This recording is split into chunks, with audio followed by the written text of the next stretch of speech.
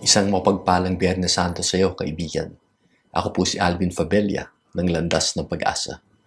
At ngayong araw na ito, tayo magdilay sa Aklat ni Juan, chapter 18 hanggang chapter 19. Marami ang nangyari sa ating gospel ngayong araw na ito. Pero ang gusto ko ay mag-focus tayo sa tanong ni Pilato kay Jesus sa verse 38 ng chapter 18. Ano ba ang katotohanan?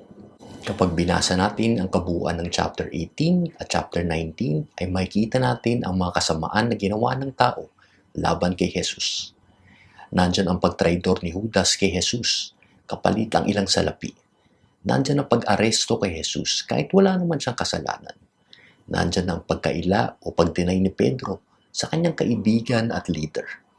Nandyan ang pagharap niya sa pinakapunong pari upang sabihan ng mga kasalanan na hindi naman niya ginawa. Kasama dyan ang pagkorona ng tinik sa kanyang ulo, ang paglatigo sa kanya, ang pagpapabuhat ng napakabigat na krus. Siya'y hinubaran, dinuraan, kinutya, pinako siya sa krus, at ang pinakamasamang bagay ay pinatay ng tao ang Diyos ng araw na iyon. Pero sa lahat ng ito, balikan natin ulit ang tanong ni Pilato kay Jesus sa verse 38. Ano ba ang katotohanan? Isang katotohanan lang ang tinuturo ng ating ebanghelyo ngayong araw na ito. Wala tayong kayang gawin para tumigil ang Diyos sa kanyang pagmamahal sa ating lahat. Kaibigan, baka may mga masamahang ginawa sa iyong buhay. Baka may mga bagay kang ginawa na alam mo nasaktan ng Diyos. Huwag kang mag-alala.